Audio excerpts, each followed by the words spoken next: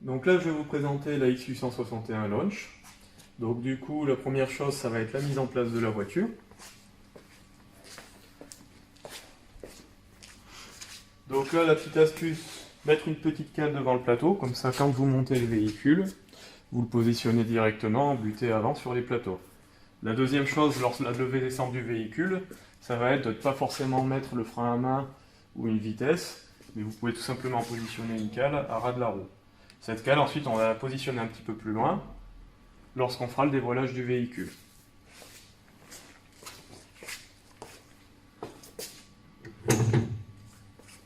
Donc ici, on va commencer par le positionnement des têtes.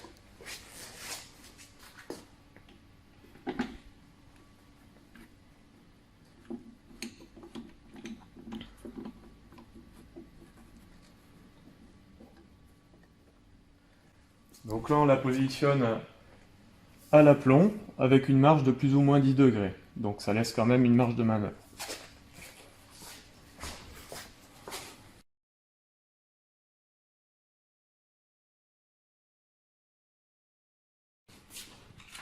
Donc là, on va passer à la présentation du logiciel.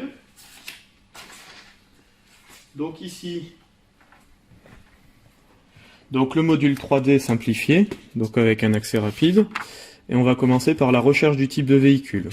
Donc là, on vous fournit une petite note technique vous permettant de rechercher facilement avec l'immatriculation sur n'importe quel type de site professionnel pour la pièce détachée ou encore d'une base de données.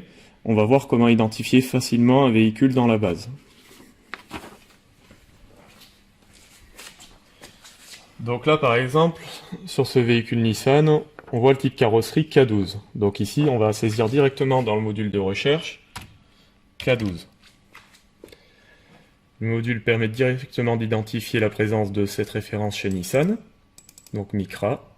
On choisit l'année par rapport à la carte grise, et il nous reste les modèles essence 1,5 litre DCI, et ici avec les jantes 15 pouces. Le choix sera facile à faire.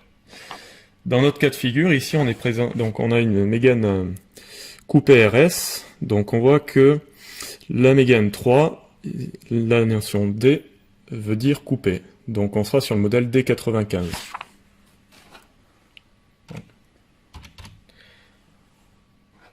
Détecté chez Renault, Mégane. Ici donc un modèle de 2015, il nous reste l'ARS, HD donc pour la charge augmentée, et STD pour la gamme standard. Donc ici on est sur une gamme RS. Donc on va pouvoir compléter la partie pneumatique. Donc je vais aller prendre les dimensions. 235, 35, 19.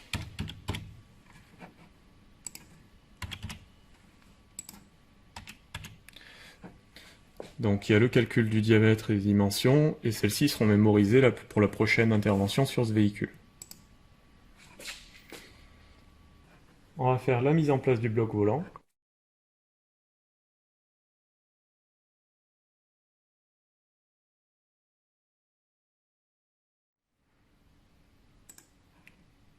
C'est parti pour le dévoilage. Donc ici vous avez les flèches, et vous pouvez aussi les suivre au niveau des caméras en rouge ici.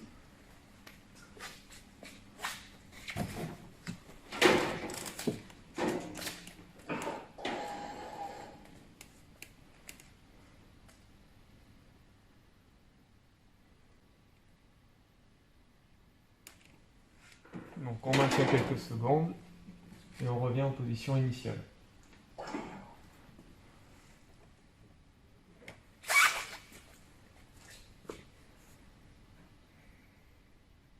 Donc ici dépose du bloc volant, pose du bloc pédale et du frein à main.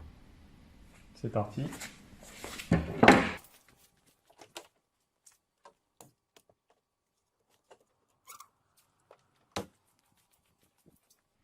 Donc on valide. Et là on est parti pour un braquage. Donc ici vous avez les flèches à gauche sur le mât et le visuel sur le PC. Donc on va commencer par faire un braquage à 10 degrés. Vous voyez les flèches s'allument sur le mât. On reste en position et là on a les deux flèches qui s'allument parce que en fait on peut continuer à gauche pour faire un braquage à 20 degrés ou repartir à droite pour choisir un braquage à 10 degrés seulement. Ça sera la même chose à 20 degrés pour choisir si on veut aller jusqu'à 30 ou pas.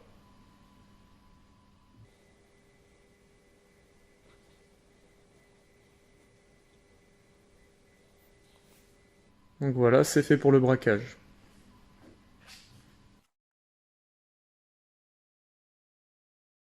On voit qu'ici on est dans les tolérances mais qu'on a un décalage entre le droit et le gauche. Donc il y a certainement un petit incident d'ajustement sur le côté droit ou une rotule fatiguée, quelque chose comme ça. Après vous avez l'inclinaison d'angle de direction, vous avez la chasse côté gauche et côté droit. Si vous voulez voir des données détaillées, vous cliquez en bas, vous pouvez avoir l'ensemble des valeurs directement. Ici en haut vous avez un suivi, on était sur la partie inclinaison du train avant. On va passer à l'étape suivante, donc qui va consister à regarder le train arrière. Donc on règle toujours d'abord le train arrière pour ensuite passer au train avant qui va être ramené par rapport au train arrière.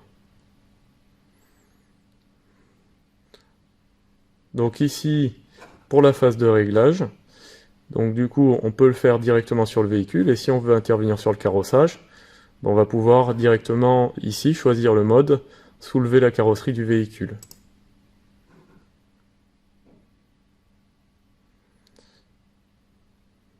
Donc là, la position est bonne et on va passer au levage.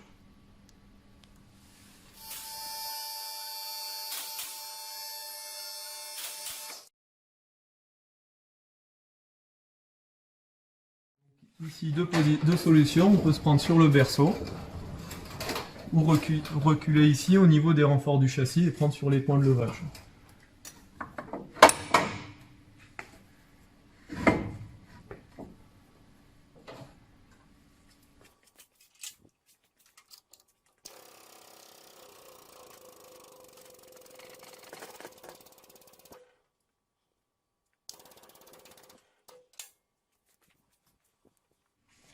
Donc une fois le train avant levé, vous validez.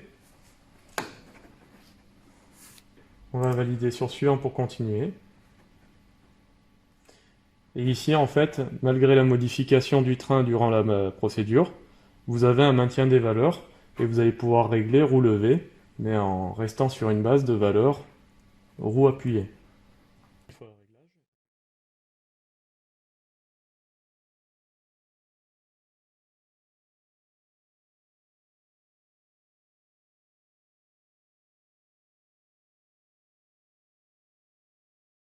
On remet les roues droites et on valide. Donc ici on a un visuel global de notre rapport avec nos résultats. Vous avez l'affichage avec les valeurs avant ajustement, donc on voit des valeurs en rouge, les tolérances et les valeurs après ajustement. Vous pouvez rechercher votre client,